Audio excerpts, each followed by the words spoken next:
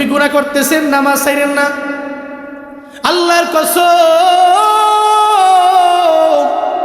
হঠাৎ করে একদিন দেখবেন 1 বছর পরে আপনার নামাজ আপনারে কান ধইরা বলবে, তুই নামাজ পড়া চুরি করতে যেতে পারো না, কারণ তুমি তো মুসল্লি, সবাই তো তোমারে মুসল্লি বলে।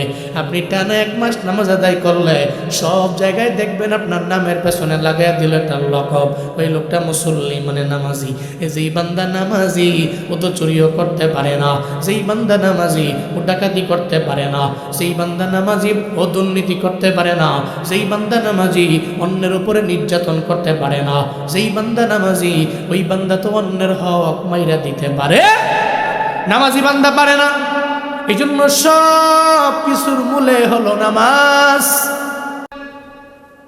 যেই বান্দা আল্লাহর প্রতি ঈমান আনলো, 2 নম্বরে ওই মুত্তাকিদের 2 নাম্বার গুণ, জীবনে কোনোদিন এরা নামাজ থেকে দূরে যাবে না। 5 ওয়াক্ত নামাজ এরা একা একা পড়বে না, বরং মসজিদের মধ্যে যায় নামাজ কায়েম করবে।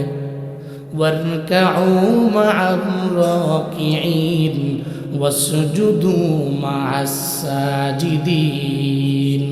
আল্লাহ পাক বলেন, যেখানে রুকুকারীগণ ওখানে গিয়ে উনি রুকু করবে, যেখানে সিজদাকারীগণ ওখানে গিয়ে তারা সিজদা করবে, যেখানে রুকু দেয় মানুষগুলো দলে দলে, তাহলে রুকু যে দলে দলে দেয় এটা ঘরের মধ্যে দেয় না মসজিদে।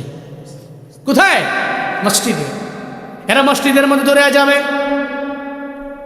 ঘরের মধ্যে একা পড়বে না, বরং নামাজ কায়েম করে ফেলবে। আল্লাহ পাক রব্বুল আলামিন বলেন, মুত্তাকিদের 2 নাম্বার এটাই গুণ। এরা শুধুমাত্র আল্লাহ আছে, নবীরে মানলাম, কোরআন মানলাম, হাদিস মানলাম, সুন্নাহ মানলাম, এটা মৌখিকভাবে বলবে না, অন্তর দিয়েও মাইনা আবার কার্য পরিণত করবে। এদের চিন্তা হইল আমার নামাজ আছে তো আমার ঈমান আছে, কারণ নামাজই তো হলো আমার ঈমানের মূল। এই চিন্তা নিয়ে এরা নামাজের মধ্যে দৌড়ায়া যাবে। কিন্তু আমরা সমাজের মানুষের কপালে তো খারাপ, মানুষগুলো এমন হয়ে গেল, ওয়াজ মাহফিলও শোনে, ইউটিউবে দেখে, সব জায়গায় হুজুরেরাও বলে, খতিব সাহেব মসজিদে জুমার নামাজের মধ্যে বলে, হ্যাঁ এই খালি জুমার নামাজের মধ্যে কেন আইয়েন, কেন 5 ওয়াক্ত নামাজের মধ্যে পাওয়া যায় না? এলাকার মধ্যে মাহফিলের অভাব নাই, আজকেও নাকি এলাকার মধ্যে মাহফিল 4টা, কিন্তু ফজরের মধ্যে দেখবেন মুসল্লি টুকাইয়া ইমাম সাহেবে পায় না। বয়ান শুনল, এরপরেও ফজর পড়ে নাই। সারা দুনিয়ার যত মাহফিল আছে এক পাল্লায় দাও, আরেকটা পাল্লায় যদি ফজরের নামাজের 2 রাকাত ফরজ সালাতে যদি আরেকটা পাল্লায় দেন, সারা দুনিয়ার যত মাহফিল আছে সব মাহফিলের পাল্লাটাই তো হালকা হয়ে যাবে। ফজরের নামাজের 2 রাকাত ফরজ সালাতের পাল্লাই ভারী হয়ে যাবে। এই জন্য বয়ান শুনবেন, ফজরও পড়বেন। আল্লাহ নামাজ কায়েম করার তৌফিক দান করেন। আরো জোরে পড়েন আমিন। মনে রাখবেন, যারা ইমানদার এরা নামাজ পড়ে, যারা মুত্তাকি এরা নামাজ পড়ে, যারা নিজেদের অন্তরের মধ্যে ঈমানকে লালন করে এরা নামাজ পড়ে। কারণ ঈমানদারের সবচেয়ে বড় পরিচয়, হাতিয়ার নামাজ। আপনি গুনাহ করছেন, নামাজ পড়েন। অন্যায় করতেছেন, নামাজ পড়েন। আপনি গুনাহ করতে করতে করতে পাহাড় পরিমাণ গুনাহ করছেন, নামাজ পড়েন। আমি এটা বলি, হুজুর গুনাহ করলাম নামাজ পড়লাম, হইল? আমি বলি হইল। কেন হইল? আপনি গুনাহ করতেছেন, নামাজ পড়তেছেন, গুনাহ করতেছেন, নামাজ পড়তেছেন, 1 মাস চলে গেছে, 2 মাস চলে গেছে, 3 মাস চলে গেছে, 1 বছর এমনি চলে গেছে, গুনাহ করতেছেন, নামাজ পড়তেছেন। হঠাৎ করে একদিন আপনার নামাজে আপনার কানে ধরে বলবে, তুই না মুসল্লি, যা, আপনার নামাজটায় ধমক দিবে। তোর দ্বারা জীবনও কোনোদিন এই নামাজ কামাই দেওয়া, নামাজ পইরা চুরি করা মানায় না। তোর দ্বারা কোনোদিন নামাজ পইরা ডাকাতি করা মানায় না। তোর দ্বারা জীবনও কোনোদিন নামাজ পইরা সুদি লেনদেন করাটা মানায় না। এটা নামাজ আপনারে বাধা দিয়া কান ধইরা গুনাহ থেকে আপনাকে দূরে সরাইয়া নিয়ে যাবে। এই ঘোষণা কার? আরো জোরে বলেন না কার? ইন্নাস সালাতা তানহা আনিল ফাহশাই ওয়াল মুনকার ওয়ালাযিকরুল্লাহি আকবার ওয়াল্লাহু ইয়ালামু মা তাসনাউন। চিল্লা পড়া যাবে কি আল্লাহু আকবার? আল্লাহ পাক বলছেন, আল্লাহ পাক বলেন নাই ইন্নাল্লাহা ইয়ানহাউনা, আল্লাহ বলেন নাই আল্লাহ পাক তোমাকে ফাহশা এবং মুনকার কাছ থেকে আমার আল্লাহ তোমারে দূরে সরে আনিবে, এটা আমার আল্লাহ বলেন নাই। আল্লাহ পাক বলেন ইন্নাস সালাতা তানহা, নামাজ তোমাকে বিরত রাখবে আনিল ফাহশা ওয়াল মুনকার, যত অন্যায় কাজ আছে মুনকার কাজ আছে সমস্ত খারাপ কাজ থেকে নামাজ তোমারে দূরে সরে নিয়ে যাবে। এর মানে আমি নামাজও পড়লাম গুনাহ করলাম অসুবিধা নাই। আপনি গুনাহ করতেছেন নামাজ ছাইরেন না, আল্লাহর কসম হঠাৎ করে একদিন দেখবেন 1 বছর পরে আপনার নামাজ আপনারে কান ধইরা বলবে তুই নামাজ পড়া চুরি করতে যেতে পারো না, কারণ তুমি তো মুসল্লি, সবাই তো তোমারে মুসল্লি বলে। আপনি টানা 1 মাস নামাজ আদায় করলে সব জায়গায় দেখবেন আপনার নামের পেছনে লাগাইয়া দিল একটা লকব, ওই লোকটা মুসল্লি মানে নামাজি। যেই বান্দা নামাজি ও তো চুরিও করতে পারে না, যেই বান্দা নামাজি ও ডাকাতি করতে পারে না, যেই বান্দা নামাজি ও দুর্নীতি করতে পারে না, যেই বান্দা নামাজি অন্যের উপরে নির্যাতন করতে পারে না, যেই বান্দা নামাজি ওই বান্দা তো অন্যের হক মাইরা দিতে পারে, নামাজি বান্দা পারে না। এই জন্য সব কিছুর মূলে হলো নামাজ।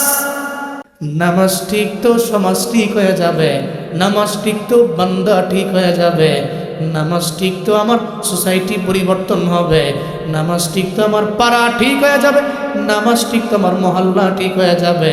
আল্লাহ কয় মুত্তাকিদের 2 নম্বর গুণ হলো নামাজ। তাহলে 1 নম্বরে ঈমান আর 2 নম্বরে কি? 1 নম্বরে ঈমান, 2 নম্বরে নামাজ। এবার মুত্তাকিদের 3 নম্বর গুণ আল্লাহ পাক রব্বুল আলামিন জানায় দেয় ওয়া মিম্মা রাযাকনাহুম ইউনফিকুন। চিল্লা আল্লাহু আকবার।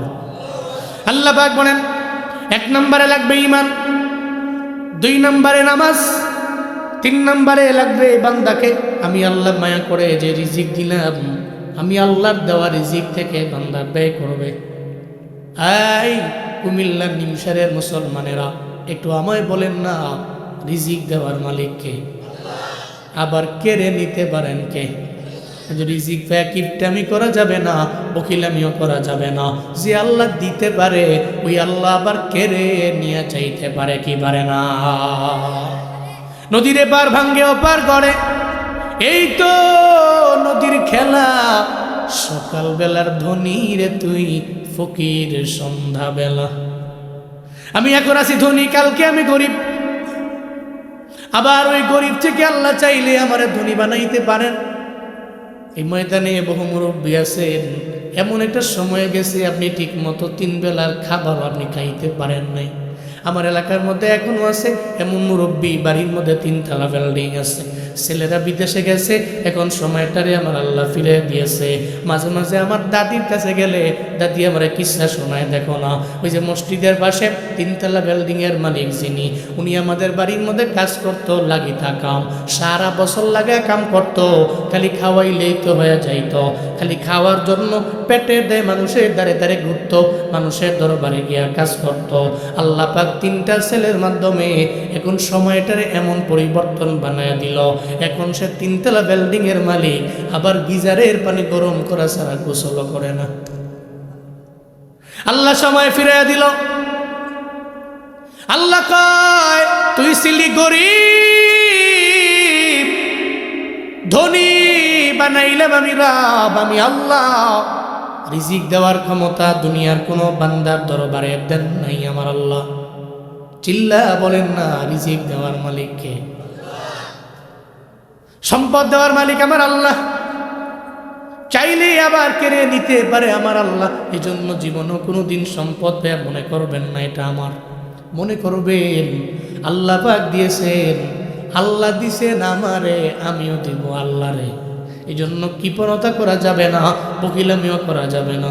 একটা ভিখারি যদি দরওয়াজার সামনে এসে দাঁড়াইয়া চোখের পানি ফেলায় কান্না করে আবদার জানায়, আপনি গাড়ি দিয়ে রওনা হয়ে গেলেন, ঢাকায় যাবেন, দেখবেন টুল প্লাজার মধ্যে গেলে ভিখারির কোনো অভাব নাই, আপনি ধমক দিবেন না, বরং আপনি গ্লাস নামে বলে দিবেন আল্লাহকে ওয়াস্তে মাফ করেন। আর যদি দিতে পারেন তাহলে পকেট থেকে 10-20 টাকা বের করে দিয়ে দিবেন, বলবেন আমার জন্য দোয়া করে দিও। এটাই আপনার জীবনে থাকবে।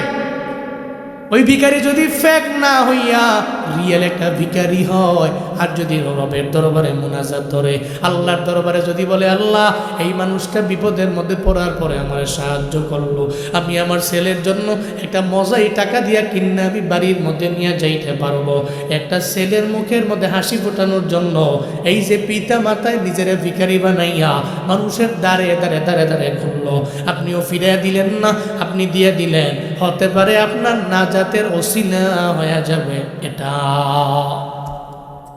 এটা হবে নাজাতের ওসিলা।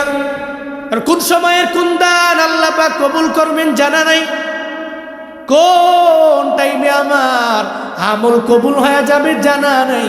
এই জন্যই তো আল্লাহ পাক জানিয়ে দিল, ও আম্মা সাইলা ফালা তানহার, জীবনে কোনোদিন কোনো সাইলের ধমক দেওয়া যাবে না, যে ভিখারি এর ধমক দেওয়া যাবে না, ভিখারিকে ধমক দেওয়ার ব্যাপারে নিষেধ করেছেন আমার আল্লাহ। এই জন্য কোনো ভিখারি চাইলে আপনি চিন্তা করবেন, আল্লাহ তো চাইলে এই ভিখারির মতো আমারও বানাইতে পারতো আমার আল্লাহ, আমিও তো একটা থালা হাতের মধ্যে লইয়া মানুষের দ্বারে দ্বারে দ্বারে দ্বারে ঘুরতাম, আল্লাহ চাইলে তো এমন একটা সিচুয়েশনের মধ্যে আমার নিয়ে যাইতে পারতো। আমার যেই মাওলা আমার ভিখারি বানায় না, আমার যে আল্লাহ আমাকে সম্পদ দিয়ে ধনী বানাইছেন, আগে আমি চলতে পারতাম না, খাইতে পারতাম না, এখন আমার আল্লাহ আমার কয়েকটা বাড়ির গাড়ির মালিক বানাইলো। এই চিন্তা করে ওই বান্দা এটা মনে করে যাবে না সম্পদ আমি পাইলাম, এই সম্পদটা আমার, বরং এই চিন্তা অন্তরের মধ্যে নেও, আল্লাহ পাক সম্পদ দিলেন আবার কেড়ে নিয়ে যাইতে পারে আমার আল্লাহ। এই চিন্তা যেই বান্দার অন্তরের মধ্যে আছে, আল্লাহর ঘোষণা ওই বান্দা মুত্তাকি, আর এটাই মুত্তাকিদের গুণ। চিল্লা পড়া যাবে কি সুবহানাল্লাহ।